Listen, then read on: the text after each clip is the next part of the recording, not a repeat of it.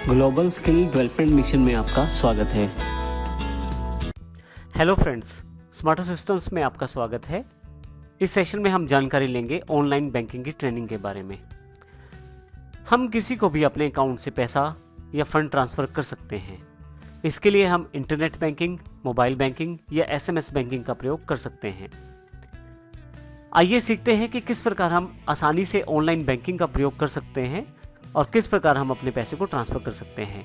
इसके लिए कुछ चीज़ों या कुछ टर्म्स की जानकारी होना आवश्यक है, तो आइए उसकी सबसे पहले जानकारी लेते हैं। सबसे पहले बात करते हैं ऑनलाइन बैंकिंग में प्रयोग होने वाले अकाउंट्स के बारे में। मुख्यतः अकाउंट्स दो तरह के प्रयोग होते हैं ऑनलाइन: रिटेल सिंगल यूज़र के लिए या कॉरपोरेट जो कि सिंगल या मल्टीपल यूज़र के लिए प्रयोग किया जाता है। मोस्टली जो नॉर्मल क्लाइंट या कस्टमर रहता है बैंक का, वो रिटेल कस्टमर होता है, जबकि जो कंपनियों में लगे हुए लोग होते हैं वो कॉर्पोरेट कस्टमर कहलाते हैं। बैंकिंग ट्रांजैक्शन के लिए आपके पास तीन माध्यम अवेलेबल रहते हैं, अर्थात आप तीन तरीके से बैंकिंग ट्रांजैक्शन कर सकते हैं: NEFT national electronic funds transfer, RTGS stands for real time gross settlement, और आईएमपीएस इमीडिएट पेमेंट सर्विस। तीनों तरह की सर्विसेज बैंक के द्वारा प्रोवाइड की जाती हैं और तीनों के द्वारा ही फंड ट्रांसफर किए जा सकते हैं, लेकिन तीनों में थोड़ा सा भेद है, अर्थात तीनों में थोड़ा सा फर्क है। सबसे पहले ये बात करते हैं कि किस प्रकार का कौन सा फर्क हमारे पास आएगा अगर हम तीनों में से अलग अलग प्रकार के ऑप्शंस का चुनाव करते हैं। सबसे पहले बात करते हैं ट्रांजैक्शन टाइमिंग की। दूसरे और चौथे शनिवार को छोड़ के जो आज तक की व्यवस्था है बैंकिंग में, मंडे से सैटरडे तक आप एनईएफटी को सुबह 8 से लेकर शाम के 6:30 बजे तक कर सकते हैं। अर्थात आप किसी को भी फंड ट्रांसफर करने के लिए एनईएफटी का प्रयोग कर सकते हैं, परंतु जो समय है वो 8 से 6:30 बजे तक है।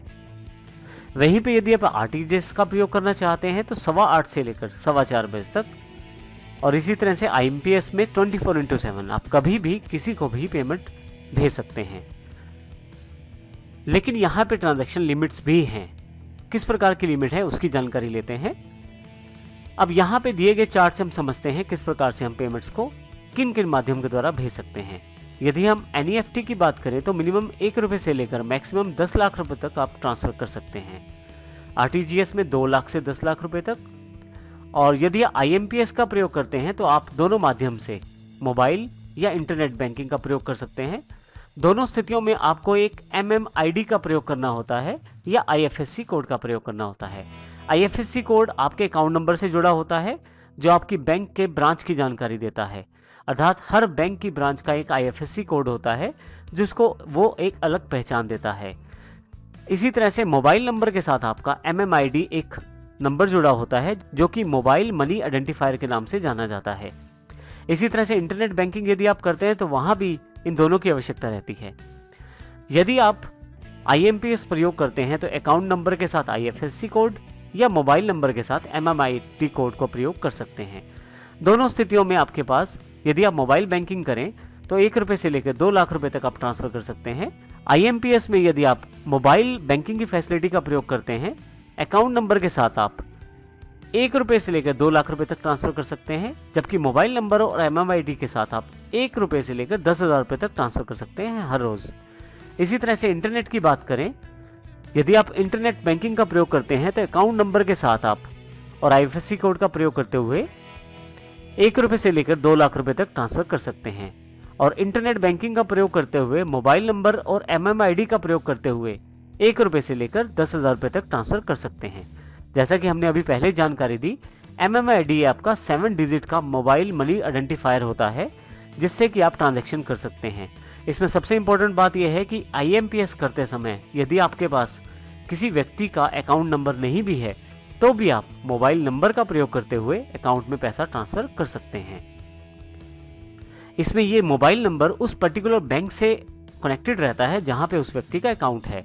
तो जब आप एमएमआईडी का प्रयोग करते हुए पैसे डालते हैं तो अपने आप वो पैसे जो हैं उस व्यक्ति के बैंक अकाउंट से कनेक्टेड होकर पहुंच जाते हैं। प्रत्येक बैंक के कुछ ट्रांजैक्शन चार्जेस रहते हैं इन सर्विसेज पे, जो कि अलग अलग पेमेंट या अलग अलग ट्रांजैक्शन टाइमिंग पे आधारित रहते हैं। जैसे कि हमारे पास यहाँ पे यदि 10,000 रुपये की अमाउंट हो तो एनईएफटी में 2.5 रुपये और सर्विस टैक्स है, और आरटीजीएस में ये एप्लीकेबल नहीं है क्योंकि आरटीजीएस में 2 लाख रुपए से ऊपर ही पैसा भेजा जा सकता है।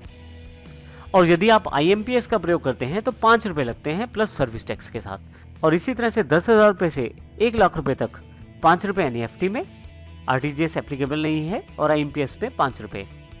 1 लाख रुपये से ऊपर और 2 लाख रुपये तक आपको 15 रुपये देने होते हैं NEFT में, RTGS में ये एप्लीकेबल नहीं है, और IMPS में 15 रुपये लगते हैं। और यदि 2 लाख रुपये से ऊपर की अमाउंट हो तो अब यहाँ पे RTGS भी एनेबल हो जाता है। आप NEFT में 25 रुपये, RTGS में 25 रुपये और IMPS में एप्लीकेबल नहीं रहता यहाँ पे। और इसी तरह से 5 लाख और 10 लाख के लिए भी NEFT और RTGS के ऑप्शंस अवेलेबल रहते हैं, जबकि IMPS अवेलेबल नहीं रहता। अब यहाँ मेन बात यह है कि किस प्रकार से हम किसी व्यक्ति के अकाउंट में पैसे ट्रांसफर कर सकते हैं। इसके लिए जिस व्यक्ति को आप पैसा भेजना चाहते हैं उसका अकाउंट नंबर आप बेनिफिशियरी या पेई के रूप में अपने अकाउंट नंबर से रजिस्टर कर सकते हैं। अगर आपने पहले रजिस्टर नहीं किया हुआ है तो एक बार आपको उसके बैंक डिटेल्स या मोबाइल डिटेल्स की जानकारी देकर रजिस्टर करना पड़ेगा। और यदि आपने पहले से रजिस्टर किया हुआ है तो दोबारा आपको ट्रांजैक्शन के लिए ज़्यादा कुछ नहीं करना, सिर्फ उसका अकाउंट सेलेक्ट करना है।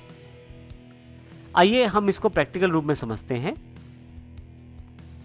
और देखते हैं किस प्रकार हम अपने अकाउंट से किसी दूसरे व्यक्ति को पेमेंट ट्रांसफर कर सकते हैं। आइए इसको प्रैक्टिकल रूप में समझते हैं। सबसे पहले आप अपने बैंक की ऑनलाइन अकाउंट को खोलें। उसके लिए आप अपनी बैंक की वेबसाइट को खोल सकते हैं। जैसे मैं PNB अकाउंट का प्रयोग करना चाहता हूं तो यहाँ पे netpnb.com के नाम से वेबसाइट अवेलेबल है। इसकी जानकारी आप गूगल में सर्च करके ले सकते हैं। आप डायरेक्टली उसमें अपने बैंक का नाम डालें और ऑनलाइन बैंकिंग डालें, आपके सामने उस पर्टिकुलर बैंक का पोर्टल अवेलेबल हो जाएगा। यहाँ मेरे पास पंजाब नेशनल बैंक का पोर्टल अवेलेबल है, मैं इसे खोल लेता हूँ यहाँ से।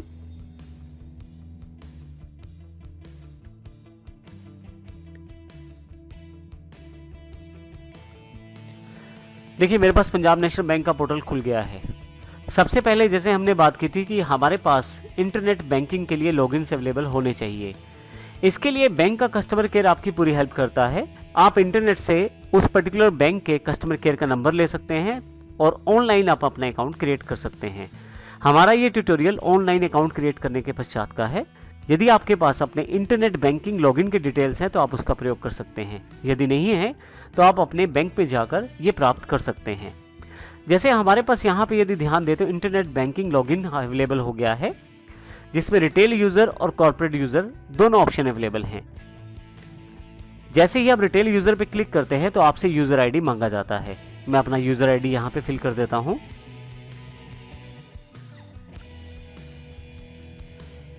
यूजर आईडी फिल करने के पश्चात आपके पास कुछ फ्रेज डालने को बोला जाता है और अपना जो यूजर आईडी का पासवर्ड है वो आपको देना है। यहाँ पे आप लैंग्वेज भी सिलेक्ट कर सकते हैं।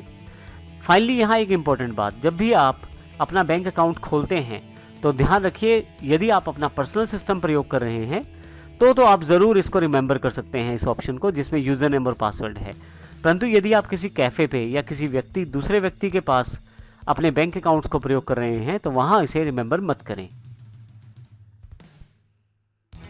जैसे आप अकाउंट खोलते हैं तो आपके पास आपका पर्सनल प्रोफाइल अवेलेबल हो जाता है, जिसमें डैशबोर्ड आपके पास अवेलेबल हो जाता है। एक लेफ्ट साइड में कुछ मेन्यूज दिए गए हैं, जैसे कि my shortcuts, account summary, PPF accounts, account statement, operative accounts, deposit accounts इत्यादि। अब यहाँ पे इन पर्टिकुलर अकाउंट्स की जानकारी ले सकते हैं। जैसे मेरे पास यहाँ काफ़ी सारे ऑप्शन अवेलेबल हैं तो मैं अकाउंट समरी पे क्लिक कर देता हूँ। जैसे अकाउंट समरी पे क्लिक करता हूँ तो मेरे अकाउंट्स का जो आज का स्टेटस है उसकी जानकारी दी जाएगी। अब यहाँ से मैं उस अकाउंट नंबर को सिलेक्ट कर लेता हूँ जिस अकाउंट नंबर की मुझे जानकारी लेनी है। जैसे ही मैं क्लिक करता हूँ उस पर्टिकुलर अकाउंट की पूरी डिटेल मेरे पास अवेलेबल हो जाएगी, कस्टमर डिटेल, बैलेंस डिटेल या उसकी अकाउंट डिटेल्स भी। इसी तरह से आप यहाँ से अकाउंट स्टेटमेंट भी चेक कर सकते हैं। अकाउंट स्टेटमेंट चेक करने के लिए आपके पास बैंक एक ऑप्शन देता है कि किस प्रकार की ट्रांजैक्शन और कब से कब तक आपको वो देखनी है। तो यहाँ पे आप ट्रांजैक्शन डेट भी दे सकते हैं और सर्च कर सकते हैं अकाउंट नंबर के साथ। नीचे की तरफ एक लिस्ट अवेलेबल हो जाती है जो उस पर्टिकुलर अकाउंट की जितनी भी ट्रांजैक्शन है उन सब की जानकारी देती है। तो इस प्रकार आप सारी की सारी डिटेल भी देख सकते हैं।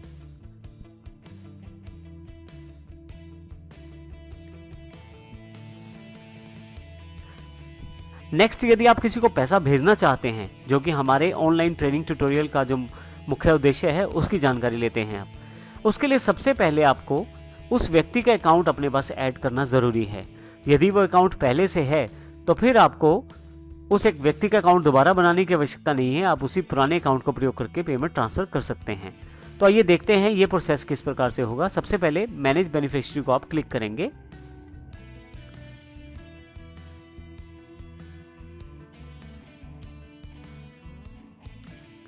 मैनेज बेनिफिशियरी में आप ऑप्शन सेलेक्ट करें कि किस प्रकार आप उसको अकाउंट को ऐड करना चाहते हैं। क्या आप पीएनबी के पेई के रूप में, एनईएफटी, आरटीजीएस या आईएमपीएस के पेई के रूप में जोड़ना चाहते हैं। तो जिस प्रकार की आप सुविधा का प्रयोग करना चाहते हैं उस ऑप्शन का प्रयोग करें यहां से।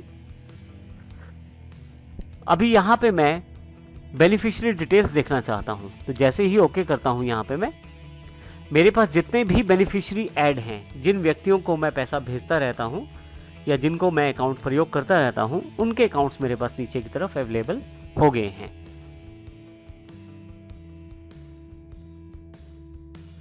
यहाँ हमारे पास ट्रांजैक्शन की अमाउंट भी अवेलेबल है और नंबर ऑफ ट्रांजैक्शन भी उस पर्टिकुलर अकाउंट के साथ अवेलेबल हैं।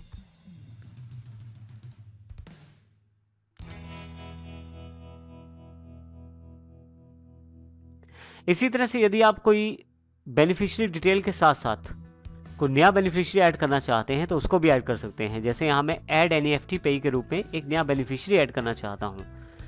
बेनिफिशियरी का अर्थ या पेई का अर्थ उस व्यक्ति से है जिसको आप पैसा भेजना चाहते हैं। तो एनईएफटी, आईएमपीएस और आरटीजीएस की सुविधा का प्रयोग करते हुए आप किसी को भी अकाउंट में ऐड कर सकते हैं। तो यहाँ आप उस पर्टिकुलर व्यक्ति की डिटेल डालें, जैसे कि नाम,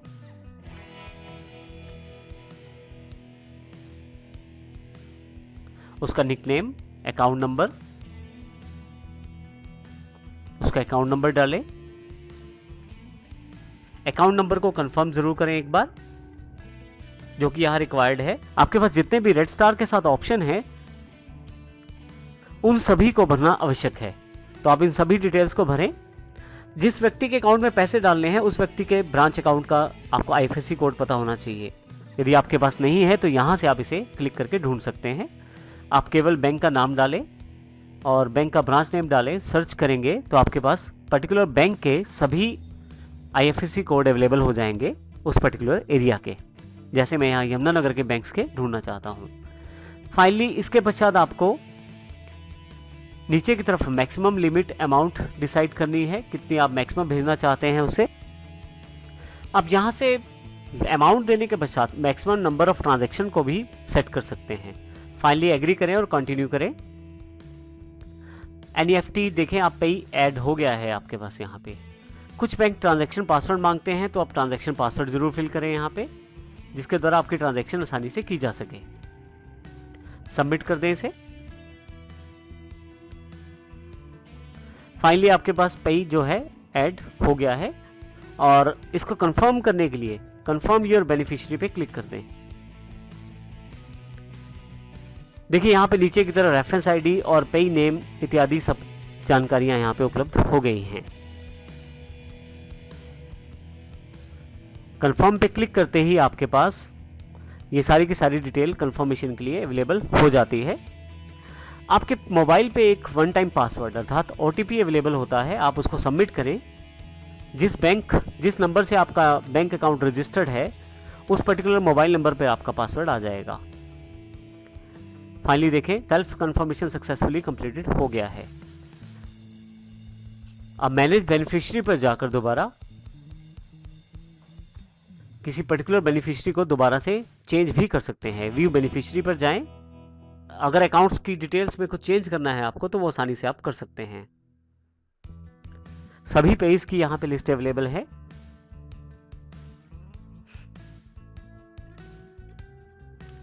यदि आप मॉडिफाई करना चाहते हैं तो यहां से मॉडिफाई या डिलीट करना चाहें तो डिलीट भी कर सकते हैं।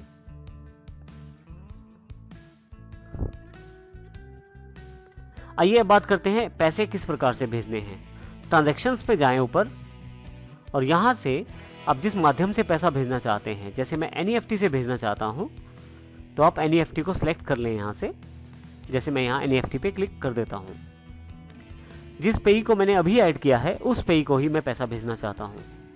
तो आप यहां से ये बताएं कौन सा अकाउंट है जिससे आप भेजना चाहते हैं और जिस अकाउंट में भेजना चाहते हैं उस पर्टिकुलर पेई को जो अभी अभी हमने ऐड किया है उसका अकाउंट नंबर यहाँ सेलेक्ट कर लिया है। कितना अमाउंट भेजना है ये भी जानकारी आपको यहाँ देनी है। जो अमाउंट में मैं भेजना चाहता हूं उस अमाउंट को यहाँ पे एंटर करूंगा मैं।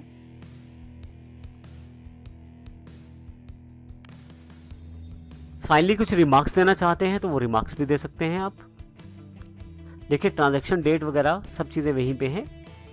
अब आपको सिर्फ कंटिन्यू करना है। जैसे ही कंटिन्यू करेंगे आपके पास ट्रांजैक्शनल पासवर्ड माना जाएगा। ये वही ट्रांजैक्शनल पासवर्ड है जो आपने पहले प्रयोग किया था जब हम इस अकाउंट को ऐड कर रहे थे। अब जैसे ही सबमिट करते हैं आप, आपकी ट्रांजैक्शन जो है वो कंप्लीट होती है और इसका मैसेज भी आपके पास यहाँ पे आ जाता है। तो इस प्रकार आप आसानी से किसी को भी पैसे भेज सकते हैं।